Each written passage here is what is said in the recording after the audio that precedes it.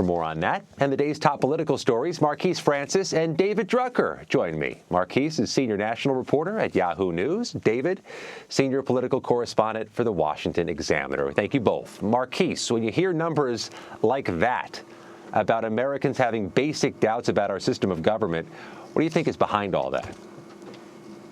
Yeah, the first thing I think of when Americans say they really are, don't have as much trust in the government as they would like is I think about what makes up the government, right? At a basic point, you think about the three branches, the legislative branch.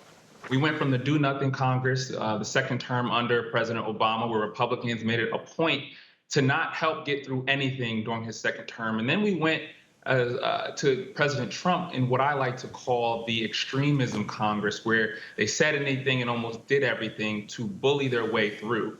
And then, of course, now I want to say we're in this culture war kind of Congress, where instead, most Americans are saying they want gun safety. Most Americans say they want women to have abortion rights. Most Americans say they want Congress to act on climate change, and yet folks are focusing on CRT and banning books. And so why would you have faith in that? And then you go to the executive branch, obviously the president, which is built on getting things done in Congress.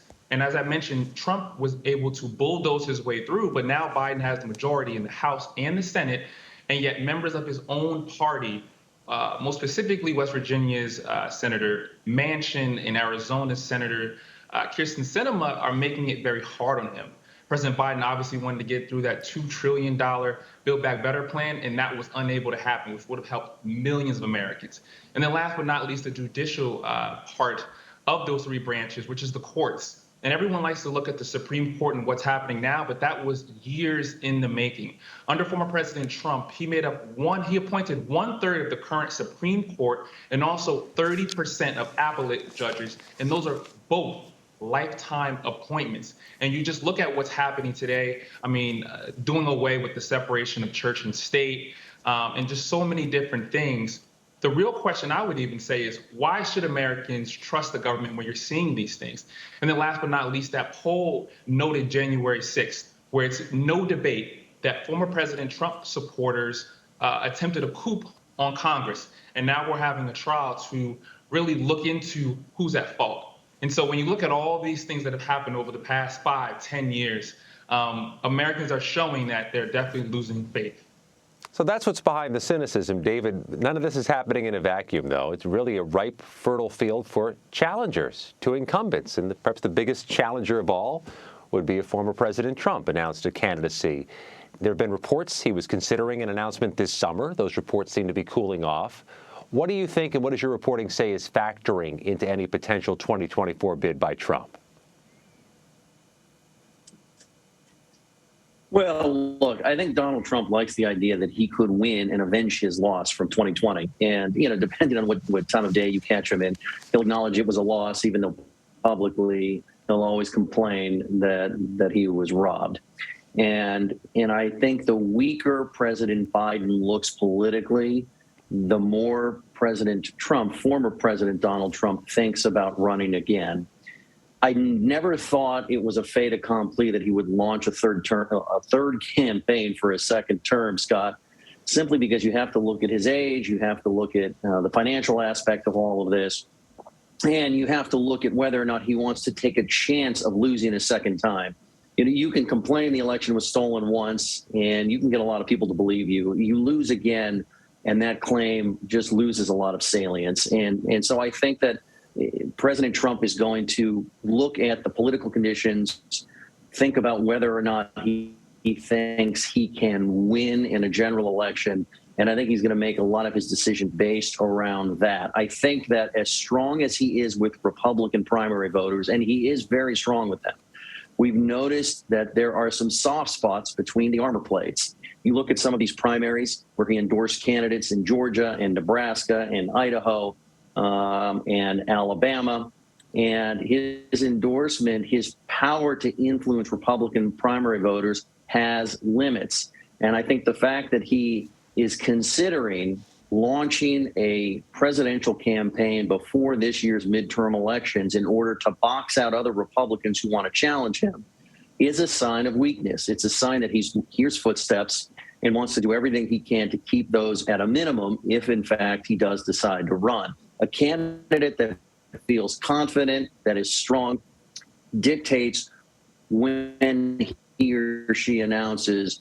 They don't make a preemptive move to hold back a bunch of challengers. And make no mistake about it, there will be plenty of challengers, even if Trump runs. Sure, some will sit it out, especially the younger potential candidates in the Republican field. But there are plenty that don't want to be President Biden's age when they finally get their shot. And so they will take their chances running against Trump. I think the question then becomes, do they take it to Trump in a way that's going to catch Republican voters' attention and give them a reason to look beyond the former president? Let's go deeper into that Monmouth poll. The January 6th committee hearings, according to the poll, seem to not be having quite a big an impact on the public as perhaps the committee had hoped. In the poll, which asked, have the recent House January 6th committee hearings changed your mind about what happened at the Capitol that day or who is responsible? Only 6% of Americans say it has, while 90% say it has not. So, David, from the reporting you've done, how are these committee hearings landing with conservatives and those on the right side of the aisle?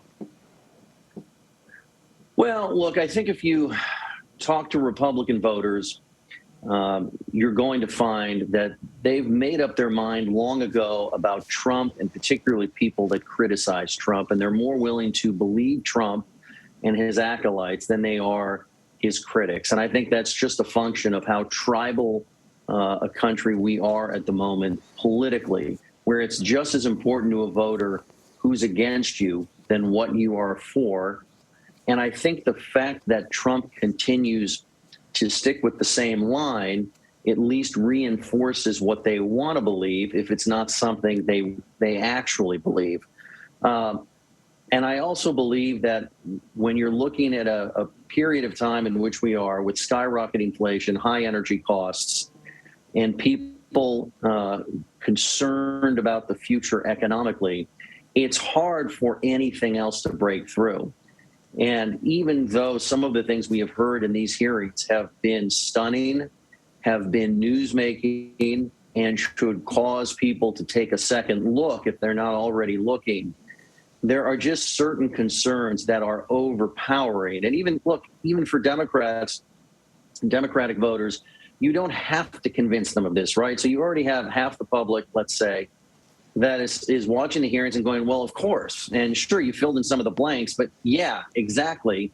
And by the way, I'm not happy with the Democratic leaders in Washington either. I'm just unhappy with them for different reasons than Republicans.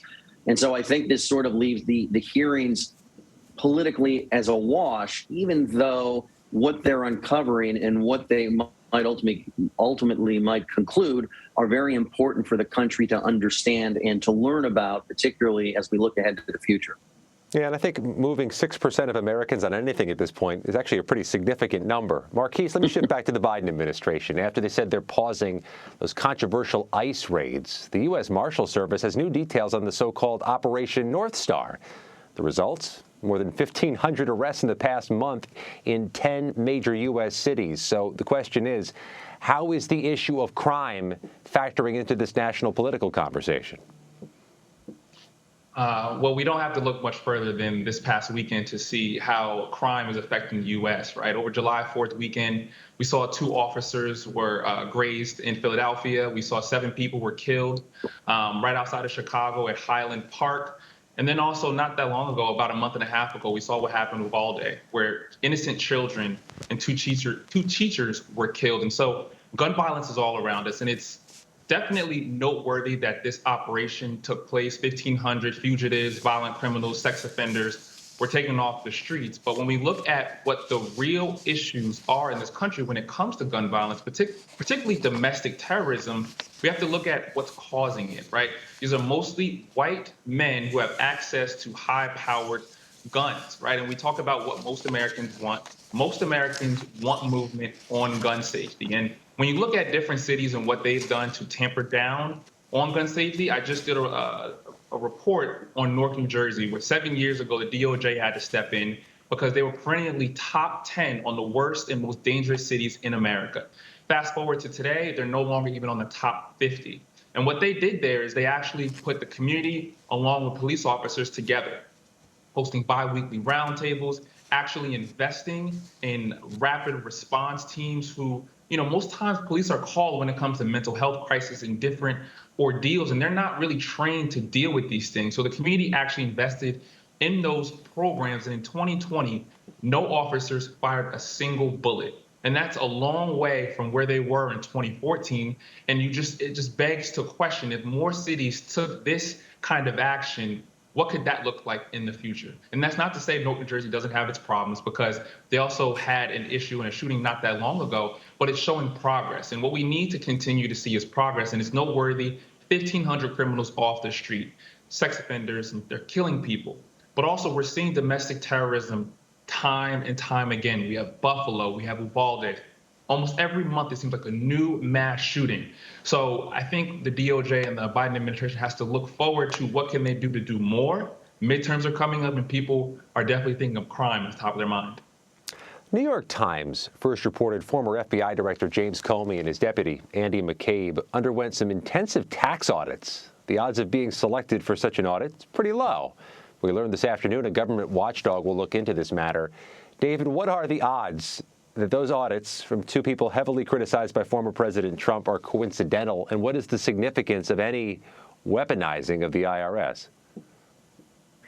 Well, look, I mean, I never want to rule out a weird coincidence when it comes to the U.S. government, because sometimes these things happen, and it's one of the reasons people don't like the IRS so much. But it certainly raises questions about what exactly was happening there. I mean, the former president himself used to like to, speak in jest about what he would like to be able to use the levers of government for when it came to his political critics and enemies. And so I think that the watchdog, the government watchdog, will investigate this. I think we'll find out what happened, if anything happened. I think it's important not to rush to any judgment. We've seen, however, in the past, the IRS weaponized to go after critics of a particular administration or a party. Sometimes these things can be more complicated, though. They're not always directed from the top, but sometimes they come from within. So let's see what happens here. But it wouldn't surprise me that either happened, right? I mean, if we find out that this was some sort of Trump-ordered punishment, would any of us be surprised? No. If we found out that it was just the government being the government, doing weird things, that also wouldn't surprise anybody. Wouldn't be surprising to see congressional investigations launched about this either. David Drucker, Marquise Francis, we covered a lot of ground. Thank you both. Thank you. Thank you.